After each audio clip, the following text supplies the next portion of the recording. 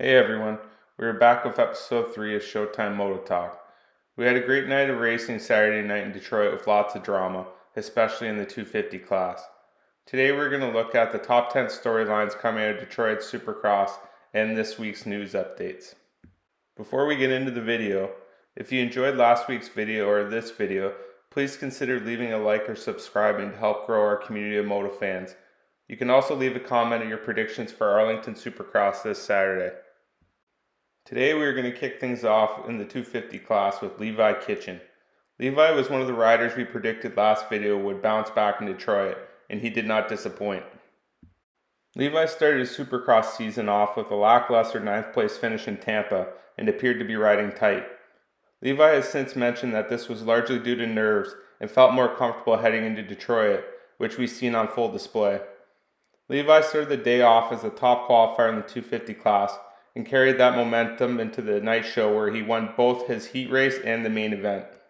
While there was drama in the main event in the form of a red flag staggered restart that we will discuss next, Levi rode great in Detroit and looked like the Supercross rider we got accustomed to seeing on the West Coast podium last year battling for the championship. This great ride in Detroit bumped Levi up 7 spots to number 2 in the point standings, and he is only 9 points back of the championship lead after 2 rounds. Hopefully Levi is able to carry this momentum into the Daytona event when the East Coast Series resumes and give us some more exciting racing.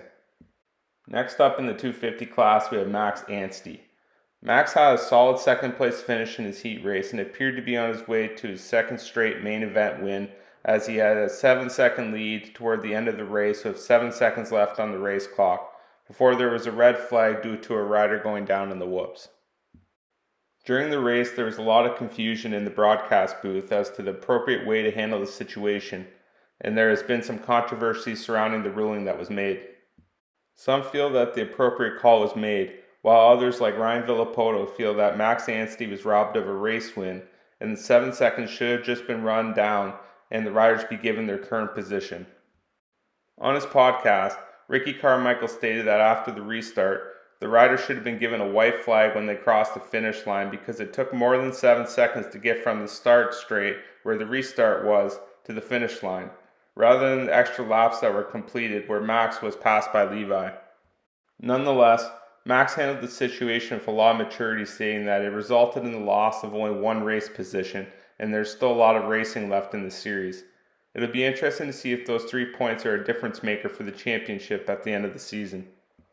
A lot has been made this week about Max's comments on the podium about Star Racing Yamaha's team owner Bobby Reagan.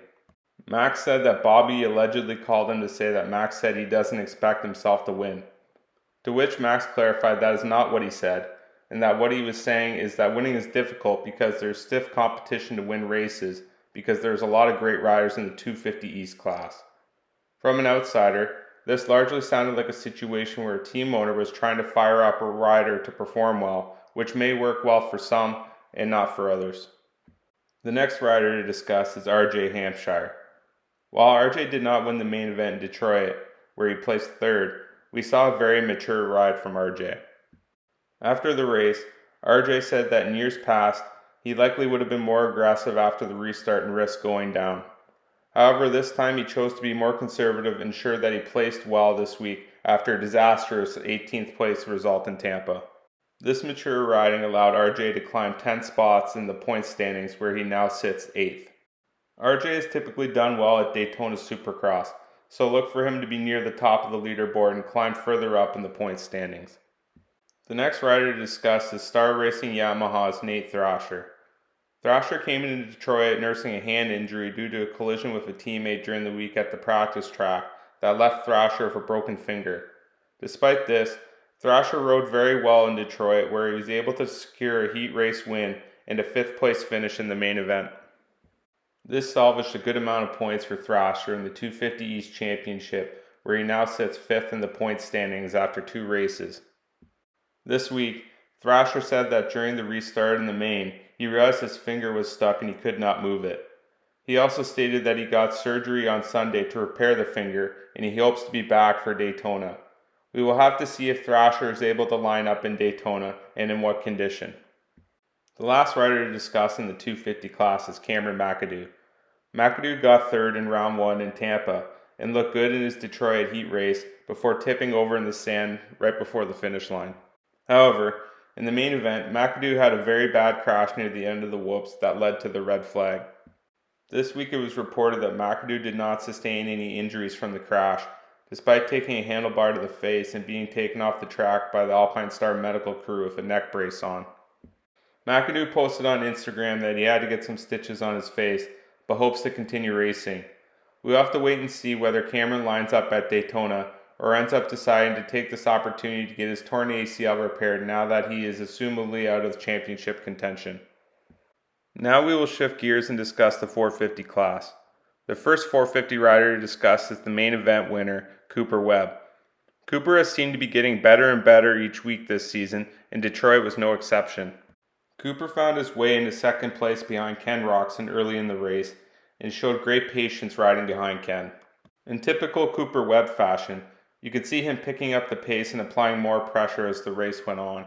Cooper looked very comfortable on the bike, and in vintage Cooper Webb fashion was cutting down early in corners to shorten the racetrack and finding lines and traction that others were not. As we got later into the race, we could start to see Cooper showing Ken a wheel in corners, and it felt like only a matter of time before he took the lead, which he held until the checkered flag for his first race win of the season, and he now has a share of the points lead and red plate. Next up on the schedule is Arlington Supercross, which has typically been a strong venue for Cooper in the past, so expect him to be battling for the race win and points lead in the championship.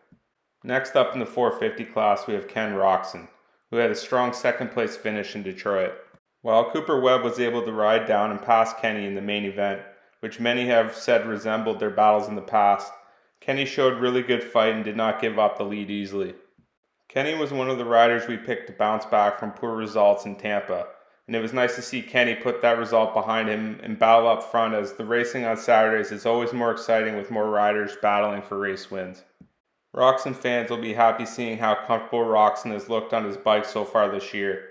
Kenny attributes this to not making many changes from week to week and getting used to his base setting on different tracks. While Kenny has tended to fade as the rounds went on in previous Supercross seasons, hopefully Kenny can keep battling up front and contend for race wins in the points lead. The next rider to discuss is Chase Sexton. While Chase was the fastest rider on the track in the main event with a 47.9 second lap time, which was half a second faster than anyone else, two silly mistakes cost him his chance at a race win. At the start of the race, Chase got stuck in the gate, which led him to being in dead last. Then on the first lap, he got tangled with another rider and went down, knocking off his visor. While it was exciting to watch Chase's speed charging through the pack all the way up to third place, it was a bummer to see him once again unable to battle for race wins due to mistakes. While he was able to salvage a podium and has a share of the red plate heading into Arlington, Chase cannot keep leaving points on the table if he has hopes to win the championship against such a consistent rider in Cooper Webb. We will have to see if Chase can right the ship and get a win in Arlington to get momentum back on his side in the championship fight. The next rider to discuss is the man sitting fourth in the point standings, Jason Anderson. Anderson was riding well in Detroit, where he was third for most of the race before being caught by Sexton. Anderson then cased a triple coming out of a corner and went down pretty hard, which dropped him to sixth place on the night. While Anderson has had some up and down results to start the season, his signature aggressive riding style has been fun to watch, and hopefully we can see him continue mixing it up in the top 5 in Arlington and the rest of the season as he searches for that coveted race win that eluded him last year. The last rider to discuss in the 450 class is Aaron Plessinger. To his standards and what fans have become accustomed to, Aaron has had a poor start to his 2025 Supercross season. Last year, Aaron won a race and even at one point held the red plate, but is currently 13th in the point standings this year. In Detroit, Aaron was able to hole shot in the main event, but quickly began falling backwards where he finished in 9th place. Aaron stated that he was sick in Detroit and is feeling better this week. He also stated that they have figured out some suspension issues that have hindered them this season. So hopefully we can see the Cowboy get a better result in Arlington and get his season back on track. That is all we have for this week's episode of Showtime Moto Talk. Hopefully you all enjoy the racing tomorrow night at AT&T Stadium in Arlington. Stay tuned for episode 4 next week. And as always, please like and subscribe for more videos.